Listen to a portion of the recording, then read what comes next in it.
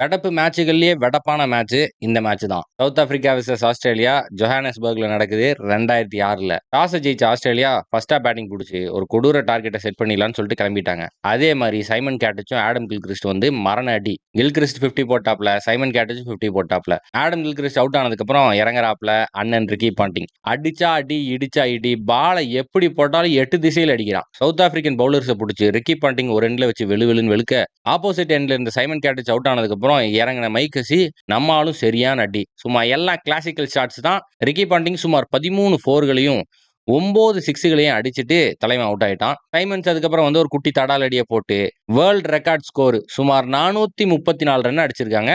400 அது வரைக்கும் எந்த டீம் அடிச்சது கிடையாது. இதை தாண்டி சவுத் ஆப்பிரிக்காலாம் ஜெயிக்கிறதுக்கு வாய்ப்பு இல்லைன்னு தான் உலகமே நினைச்சது. 2வது ஓவர்லயே ஆஸ்திரேலியா போட்டா டிபனாரை க்ளோஸ் பண்ணிட்டாங்க. 3 ரன்னுக்கு ஒரு விக்கெட் போயிருச்சு 2வது ஓவர்லயே. அதுக்கப்புறம் தான் சிறப்பான தரமான சம்பவங்கள்லாம் நடந்தது. ஹெர்ஷல் கிப்ஸும் கிரேம் ஸ்மித்தும் சேர்ந்து ஆஸ்திரேலியன் பவுலர்ஸை பிடிச்சி மானாவாரியா தாக்குதல் பண்ண ஆரம்பிச்சிட்டாங்க.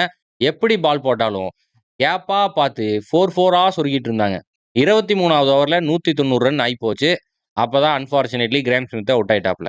அதுக்கப்புறம் ஏவி டிவிலியர்ஸ் வந்தாப்ல 14 ரன் தான். அதுக்கப்புறம் காலிஸ் வந்தாப்ல 20 ரன் தான். ஹெர்ஷல் கிப்ஸ் ஒத்தையால நின்னு ஓட ஓட எல்லாத்தையும் அடிச்சாப்ல.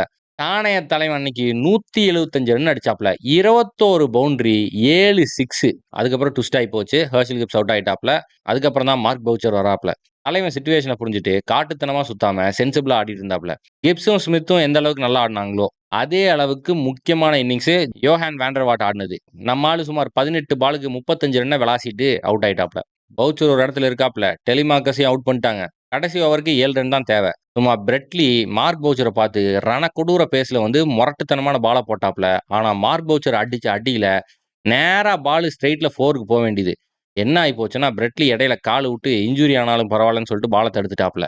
ஆனா ஒரு ரன்னை ஓடி போட்டாங்க. இந்த காரணத்தினால ஆண்ட்ரூ ஹாலு ஸ்ட்ரைக்ல இருக்காப்ல. பிரெட்லி மறுபடியும் அதே வேகத்துல கொடூரத்தனமா ஓடி வந்து போட்டதுல நம்மால் சுத்துன சுத்துல பால் பவுண்டரி.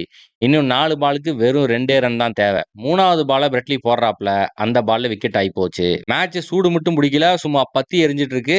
ஏன்னா சவுத் ஆப்பிரிக்காக்கு இன்னும் 2 ரன் தான் தேவை. ஆஸ்திரேலியாவுக்கு ஒரு விக்கெட் தேவை. ஸ்ட்ரைக்ல இருக்கிறது மக்காயாண்டினி. தானைய தலைவன் மக்காயாண்டினி பாலை பார்த்து பேட்டை வச்சு ஒரு ரன் ஓடிடுறாப்ல. Match draw. 2 பேருமே 434 ரன். மார்க் பவுச்சர் தூக்கி அடிச்சாப்ல.